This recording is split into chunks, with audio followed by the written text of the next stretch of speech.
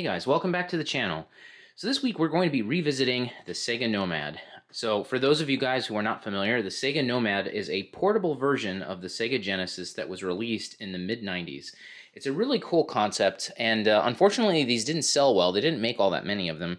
But what's awesome about them is that you could take your Sonic the Hedgehog and all the games that you loved on the Sega Genesis and play them on the go. It wasn't exactly the most efficient thing with battery life. I mean, you had to use 6 AA batteries to power this thing. But still, the concept was a pretty interesting thing, and it was a bit ahead of its time. So these days, you can do quite a lot to the Sega Nomad to make it even better than it originally was. There have been screen replacements out for quite some time now, but today what I'm going to do is I'm basically going to try to create the ultimate Sega Nomad, and by that I mean having like the most upgrades possible to get the best possible video and sound, both using the native screen and the AV output over here.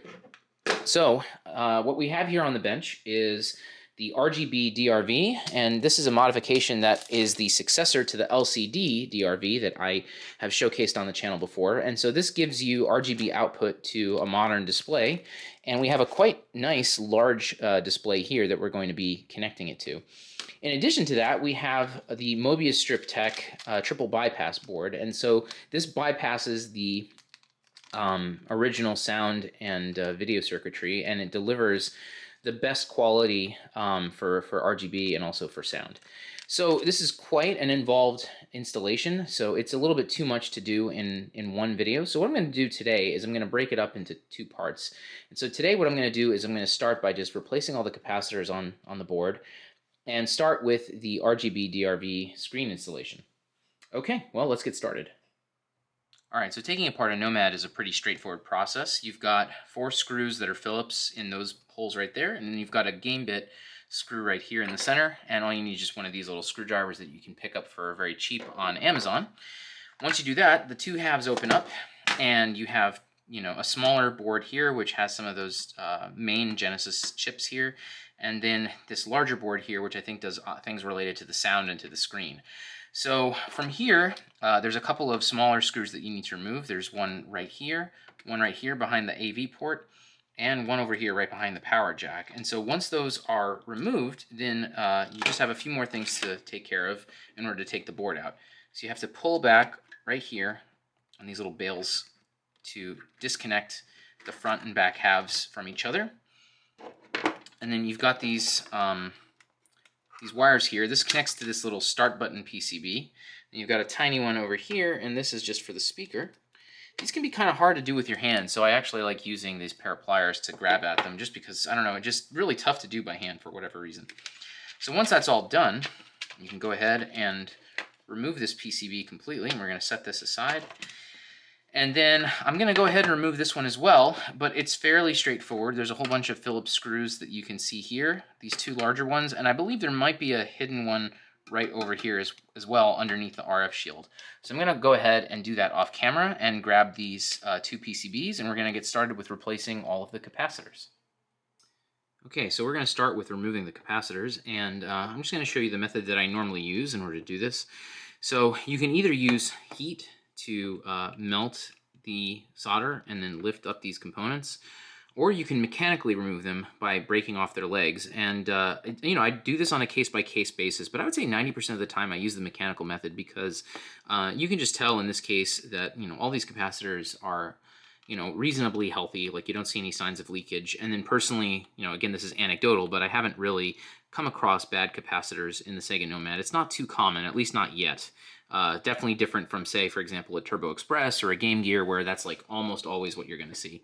So to mechanically remove a capacitor that's surface mount, what you do is you just rotate in one direction, like clockwise or counterclockwise, like so. And sometimes you'll hear them. There we go. I heard one of the legs snap, and the second leg is still attached. Basically, you're going side to side, not up and down, and the mechanical stress will cause these to break or come off just like that. And then I'm just going to clip off this extra leg here and lift up the bottom. And so you can see that the pads are perfectly fine and the legs are still attached to them.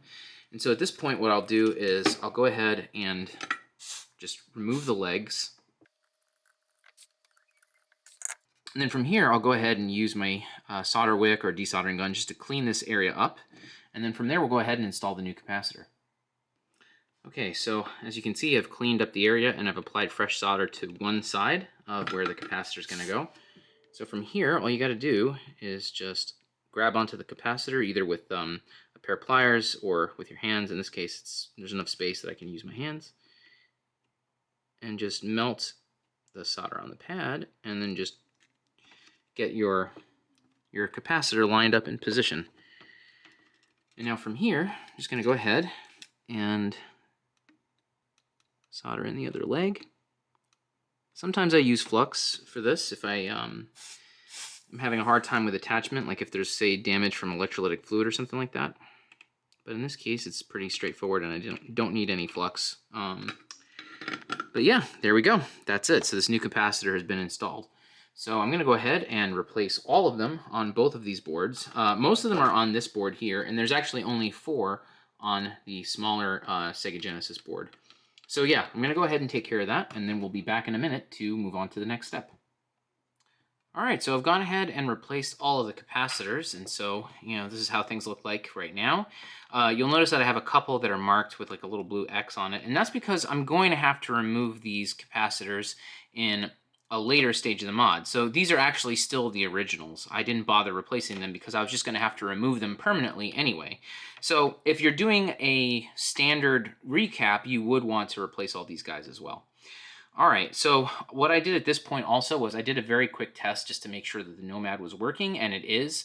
Whenever you're doing a complicated mod that has multiple mods stacked on top of each other like this, then, when you have a chance in certain points, you should take an opportunity to just test your system and make sure everything is fine before you move on to the next step.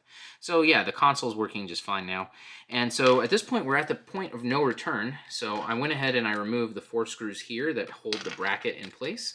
We're going to go ahead and just cut off the screen using a blade.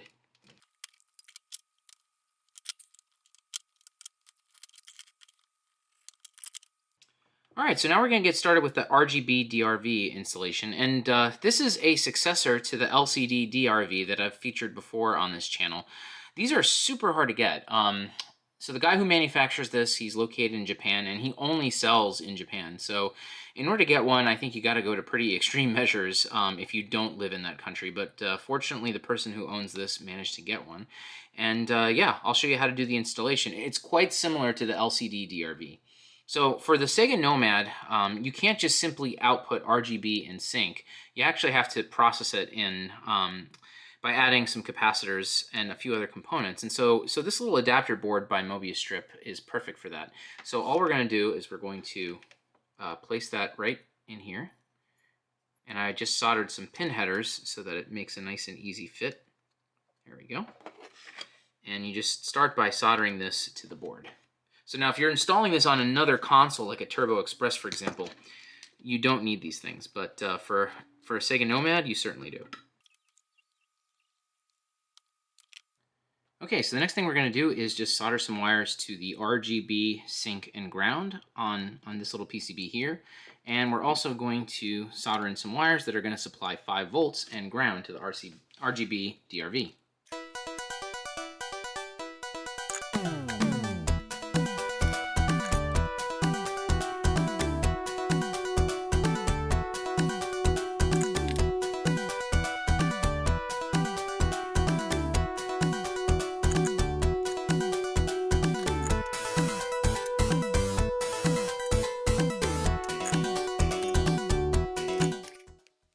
All right, so the next thing we're going to do is we're going to prepare this little contrast wheel, and this wheel is going to take the place of the original one, which is now useless.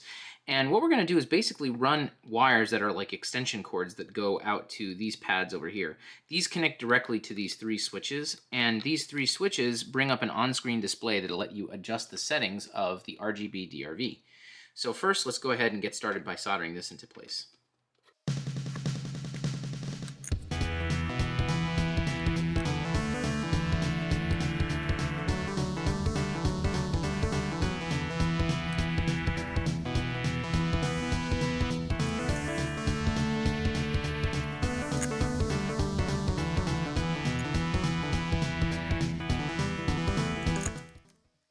All right, so now we're going to go ahead and remove the old contrast wheel, which is no longer needed.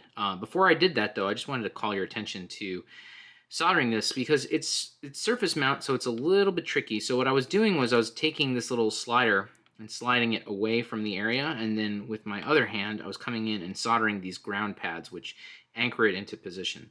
It's kind of tricky, and maybe a set of helping hands would help with this, just so you have something else to hold things into place. But in the end, I got it all connected up properly. So yeah, let's go ahead and desolder this. It's a pretty simple thing to do.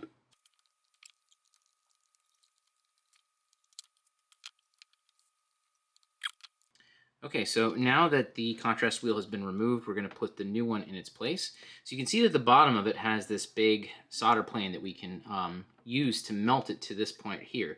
So what I'm going to do is I'm going to scrape away a lot of this solder mask right here so that it's exposed, and then we're going to place this in position. And you see, you want it kind of completing the circle that's outlined in the silk screen there. So, you know, just about there should be fine.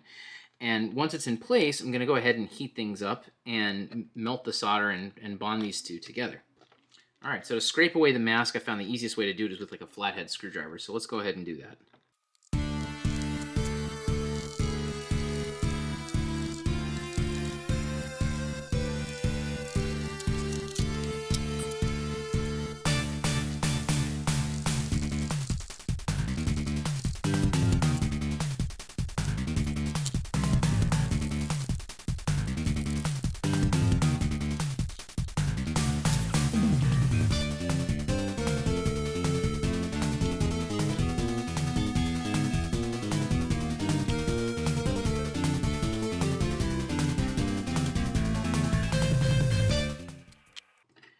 All right, so that was a time-consuming thing, but at least now the contrast wheel is replaced with this new one, this new on-screen display wheel, and it's really solid. It's not going anywhere.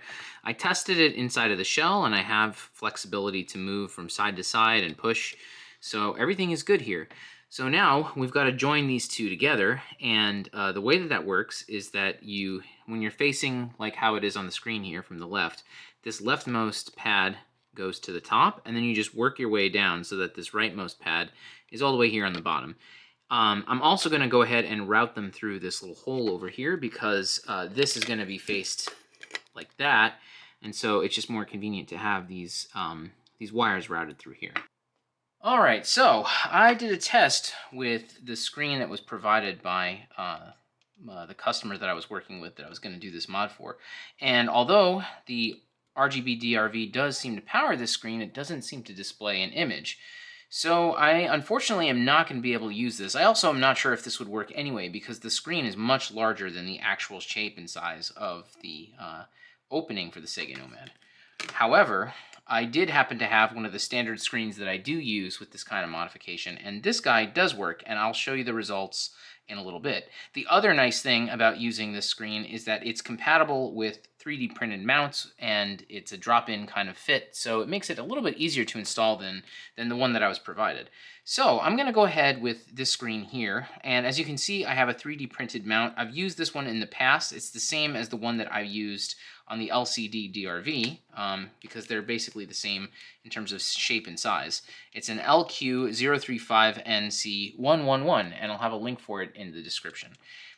So once you get your RGB DRV board all mounted up, then you have these two like interlocking brackets that get the board in place where it's supposed to be. So you just place this down, and then you can use like your fingernails or a tool or something just to kind of wedge this like this into place. And now those guys are locked, and it's not gonna move anymore.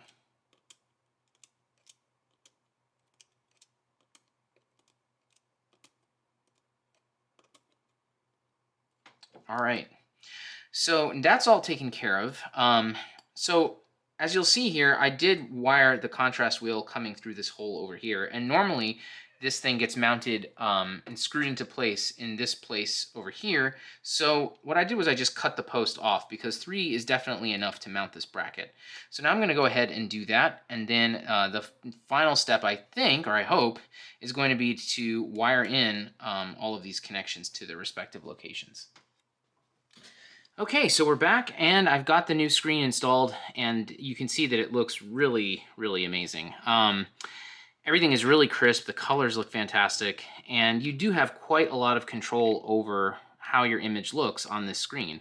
But before I get into that, let me just show you that, like, with this kind of setup, it really helps clean up your wire management. So as you guys can see, I just have a few wires going here to the RGB lines, and I've got my power here. The contrast wheel stuff is all tucked in between, and so is the ground wire for the video and the sync, so it really makes for a much cleaner installation. So when I come back later and do the triple bypass, I won't have so much difficulty. I'll just basically have to cover the screen to protect it from fingerprints and whatever, and then I can take this whole panel off and I can continue to do work on it. So let's go ahead and take a look at the cool options that are available on the RGB DRV. So if I push the contrast wheel in, you see that a new settings menu pops up, and you can do things like alter the width of this image, change phase, horizontal and vertical positioning, brightness, contrast, and the intensity of the backlight. I'm not going to necessarily dive into all the particulars of that because I feel like that's a little bit outside of the scope of this video, and Bob from Retro RGB has actually done a really nice job characterizing this screen and also comparing it to the LCD DRV. I think the short answer is that if you already have an LCD DRV, it's pretty comparable to this. I don't know if it's necessarily worth upgrading or changing over to this, but if you're going from a stock Sega Nomad and adding a screen, this one is just really outstanding and I highly recommend it. The only thing that stinks really is the fact that, it's really hard to get. You have to be in Japan or know somebody who can get it from Japan in order to get it. Well, anyway, I think that's it for this video. I'm going to go ahead and start a part 2 where I'm going to go ahead and add in the triple bypass, and that's going to make this Sega Nomad even better than it already is. So guys, if you like this kind of content, then please consider subscribing to the channel. I've got videos like this out every Friday, and of course, if you've got anything that you need repaired or modified, you can also always contact me directly at oneuprestorations.com. All right, guys, thanks a lot for watching, and I will see you in the next one.